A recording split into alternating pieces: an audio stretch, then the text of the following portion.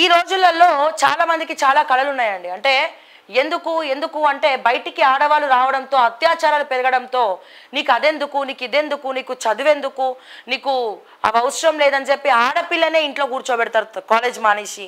But తను చదువుల సరస్వతి అయి ఉంటుంది, 90+% వచ్చి ఉంటుంది.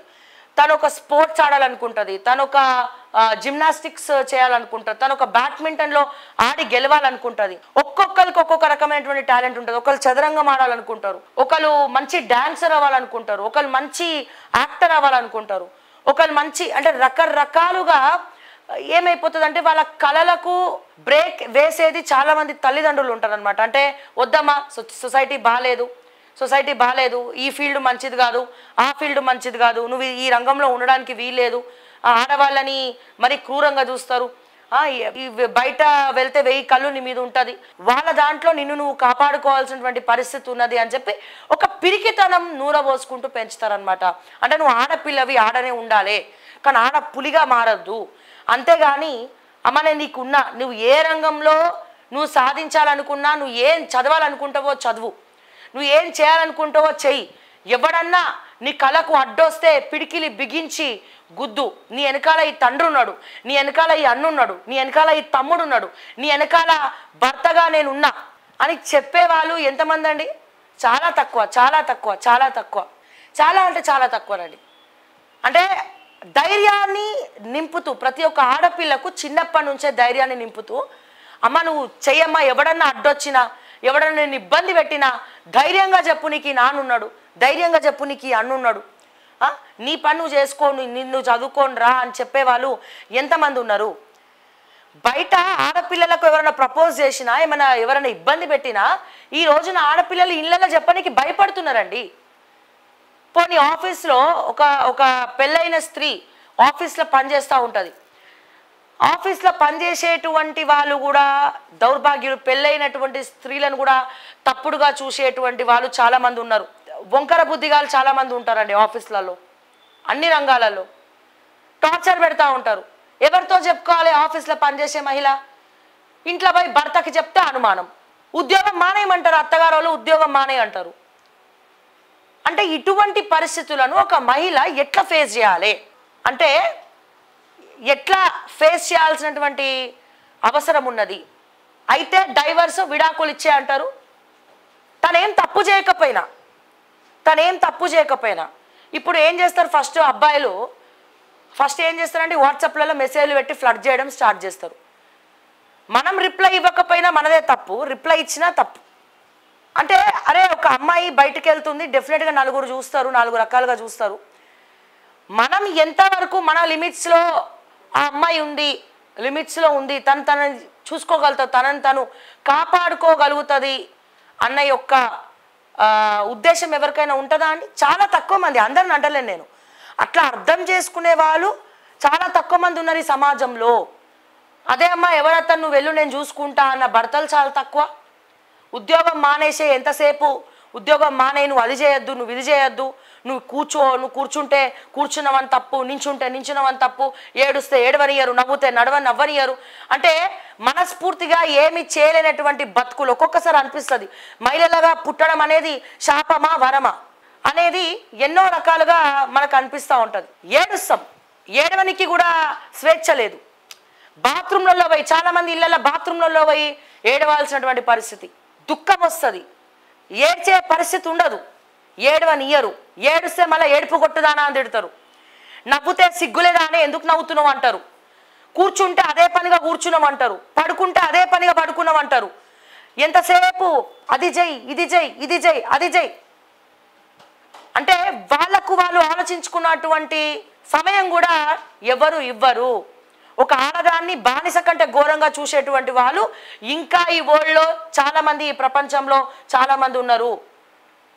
ఒక ఆడపిల్ల ఇవన్నీ దాటుకొని తనను తను నిరూపించుకోవాలి, సమాజంలో ఒక గుర్తింపు రావాలి, నా కాళ్ళ మీద నేను నించోవాలి అని అనుకుంటే ఏమవుతుంది? అయితే పెళ్లి పెటాకులు అవుతుంది, లేకపోతే ఆ భర్తకి డైవర్స్ ఇచ్చి తన కెరీర్ తను తీసుకోవాలి.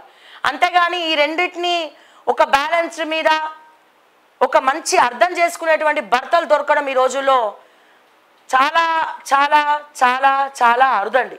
ఏం చేసినా నీ వద్దు, నీకు అదెందుకు, నీకు ఇదెందుకు అనేటోళ్ళే చాలామంది ఎక్కువనండి. పోనీ ఫిలిం ఇండస్ట్రీలో చాలామందికి యాక్టింగ్ చేయాలని ఉంటుంది, తెలుగు వాళ్ళు ఉంటుంది. కానీ వీళ్ళు కాస్టింగ్ కౌచ్ పేరుతో ఒకవేళ నటిద్దామన్నా మంచి మంచి టాలెంట్లు ఉంటాయండి చాలామందికి, అక్కడ మళ్ళా ఏదో రకమైనటువంటి ఇబ్బంది. అట్లనే మీడియా ఫీలో ఫోర్త్ ఎస్టేట్ అని మాట్లాడుతూ ఉన్నాం.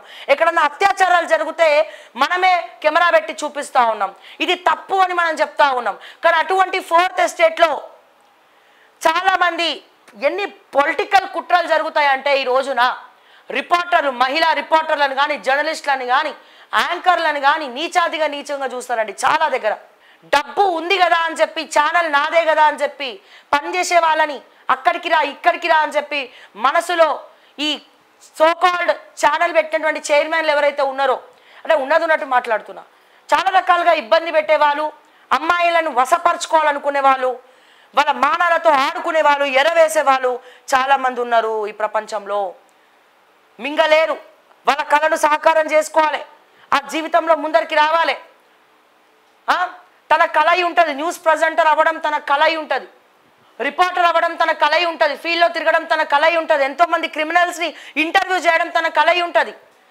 కానీ ఈ ఎవరైతే దుర్మార్గులు ఉంటారో, ఎవరైతే నువ్వు టాలెంట్ పనికిరాదు ఇంకేదో పనికి రావాలి అనుకునే వాళ్ళు ఉంటారో, ఏం చేయలేనటువంటి దిక్కుమాలినటువంటి పరిస్థితి. అయితే ఉద్యోగం రాజీనామా చేసి వేరే ఛానల్ ఎత్తుకోవాలి, అక్కడ మళ్ళీ వేరే ఇష్యూస్. అంటే ఇవన్నీ కూడా చాలా నేను చెప్పింది ప్రతి ఒక్క ఆడపిల్లకు మనసుకు హత్తుకునేటువంటి విషయాలు. ఇంటికొచ్చి ధైర్యంగా నాకు ఈ ప్రాబ్లం అవుతుంది, నన్ను ఒకడు ఇబ్బంది పెడుతున్నాడు, నన్ను ఒక టార్చర్ పెడుతున్నాడు, నన్ను ఒకడు ఫాలో అవుతున్నాడు అంటే ఫస్ట్ మన నోటి నుంచి వచ్చేది, అమ్మ వద్దమ్మా కాలేజ్ మానేసి పెళ్ళి చేసి అత్తగారింటికి పంపిస్తా, నీ భర్త చదువుకోమంటే చదువు, నీ భర్త ఉద్యోగం చేయమంటే చెయ్యి, లేకపోతే మానేసి ఇంట్లో కూర్చో అమ్మా అని అన్నప్పుడు నెక్స్ట్ ఇంట్లో చెప్తారా అండి వాళ్ళు, పలానా వాడు మమ్మల్ని వెనకాల పడుతున్నారు అని చెప్పి ఎందుకు చెప్పడానికి భయపడతారు. అమ్మో చెప్తే చదువు మానేయమని చెప్తారు వీళ్ళు. నేను చదువుకుంటా, నాకు చదువు అనేది నాకు ఆయుధం లాంటిది, నేను ఉద్యోగం చేయాలి, నా కాళ్ళ మీద నేను నిలబడాలి, రేపటి రోజున నా భర్త వదిలేస్తే నా పరిస్థితి ఏంది, లేకపోతే ఇంకేదైనా అయితే నా పరిస్థితి ఏంది అని కొంతమంది వాళ్ళ బాధని చెప్పుకోరండి. వాళ్ళ బాధని చెప్పుకోలేనటువంటి పరిస్థితి. తల్లిదండ్రులకు చెప్పారండి, దాచిపెడతారు. అప్పుడు ఏమవుతుంది, ఎవడో యాసిడ్ పోసుడో లేకపోతే ఇంకేదో అవుడో, ఆ పిల్లని కిడ్నాప్ చేసి ఎత్తుకపోవడో ఏదో అవుతుంది. నేను ప్రాక్టికల్గా మాట్లాడుతున్నా ఈ రోజున, ఇవన్నీ కూడా వార్తలలో రావు, న్యూస్లలో రావు, ప్రాక్టికల్గా మనం మాట్లాడుకుందాం. అంతెందుకండి, పొలిటికల్ ఫీల్డ్కి వద్దాము. చాలా మంది మహిళలు వాక్చాతుర్యం గలటువంటి వారు చాలా మంది ఉన్నారండి. సో పాలిటిక్స్లోకి రావాలి, నేను కూడా ఒక నేతగా ఎదగాలి అనుకునే కలలు కనేటువంటి మహిళలు చాలా మంది ఉన్నారండి. కానీ రాజకీయాల్లోకి ఆ మహిళలు రావాలంటే, సారీ టు సే దిస్, చాలా మంది ఏమంటారు తెలుసా రాజకీయ నాయకులు, వచ్చిన పక్కలో పడుకుంటే నీకు నేను పదవిస్తా, టికెట్ కావాలన్నా ఏం కావాలన్నా ఆ మహిళకు నేను సారీ టు సే దిస్. ఎట్లా జరుగుతుందంటే ప్రతి దగ్గర అంటే ఒక మహిళని మహిళలాగా చూడరు, ఒక మహిళను పట్టు పరుపులక్కనే చూసేటువంటి దౌర్భాగ్యమైనటువంటి పరిస్థితిలో ఈ రోజున మనం ఉండాల్సినటువంటి జీవితాలు. అంటే ఒక మహిళను ఎట్లా చూస్తారనేది నేను మీకు చెప్తా ఉన్నా. రాజకీయాల్లో కూడా గిదే దుస్థితి.